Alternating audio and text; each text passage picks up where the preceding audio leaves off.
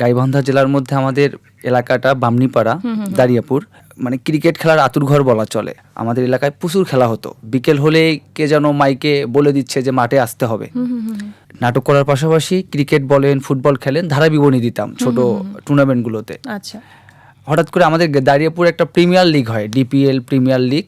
তো সেই জায়গাতে আমরা সকালে একটা খেলা হয়, বিকেলে একটা খেলা হয়।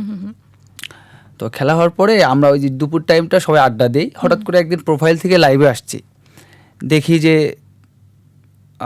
200-400 মানে ভিউ হয় আমাদের। বাহ, আমি একটা টুর্নামেন্টে ধারা বিবরণী দেওয়ার জন্য যাই। ওখানে মেহেদি হাসান মুন্না নামে একটা ছোট ভাই আছে। ও আমাকে বলে যে ভাই আপনার ভয়েসটা অনেক সুন্দর, আপনি একটা পেজ খোলেন। আসলে ফেসবুক কী জিনিস, ইউটিউব কী জিনিস, এগুলো কোনো ধারণাই ছিল না আমার। তো ও পেজটা খুলে দেয়।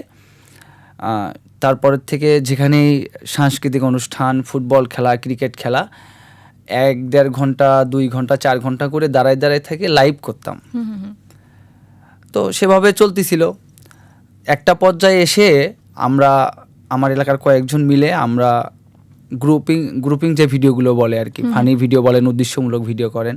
তো সেই সময় কিন্তু আমার ফোন ছিল না। আচ্ছা, আমার বড় ভাইয়ের একটা স্যাম্পনি ফোন ছিল, ওইটাতে ভিডিও ভালো হয় না। বিভিন্ন সময় বিভিন্ন জনের কাছ থেকে আমি ফোন 20 মিনিট, 30 মিনিট বা 1 ঘন্টার জন্য ফোন নিতাম। তো একটা পর্যায়ে আমাদের এলাকার কয়েকজন চাচা মিলে এবং বড় ভাই সবাই বললো যে আমরা তোকে একটা হচ্ছে আমাদের যিনি চেয়ারম্যান আছেন ওনার কাছ থেকে একটা ফোন নিয়ে দিব। একমাত্র স্মার্ট সিটি বসুন্ধরা, আধুনিকতায় এক ধাপ এগিয়ে।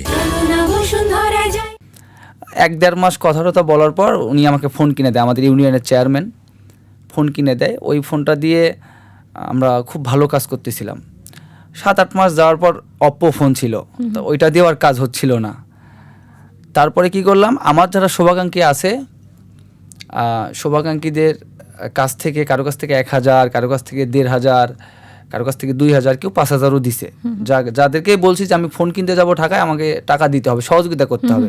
আমি এই যে পেজ খোলার পর আমাদের যারা এলাকার প্রতিভাবান শিল্পী আছে, তারা গান এত ভালো করে কিন্তু কোথাও প্রকাশ করার কোনো মাধ্যম নেই, আমি কি করছি যে আমার শিবু চাচার একটা হচ্ছে আমাদের দাঁড়িয়েপুর আমানুল্লাহ উচ্চ বিদ্যালয় শিশুকণ্ঠ একটা অফিস ছিল। সেই অফিসের মধ্যে প্রতি শুক্রবার হচ্ছে আমরা বিভিন্ন জায়গা থেকে শিল্পী নিয়ে আসতাম।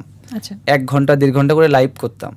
এটা আবার স্পন্সর বিভিন্ন চায়ের দোকান, পানের দোকানদার কাছ থেকে 20 টাকা 30 টাকা করে স্পন্সর নিতাম আমি। 200-250 টাকা হতো। সেই 200 টাকা দিয়ে আমরা একটা করে অনুষ্ঠান করতাম। একটা পর্যায়ে ওটাও হচ্ছিল না।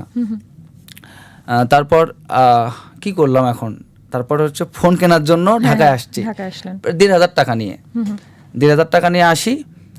1 দিন 2 দিন লাইভ করার পর আমার কাছে প্রায় 39,000 টাকার মতো হয়। আমাকে আমার শুভাকাঙ্ক্ষীরা দেয় আর কি।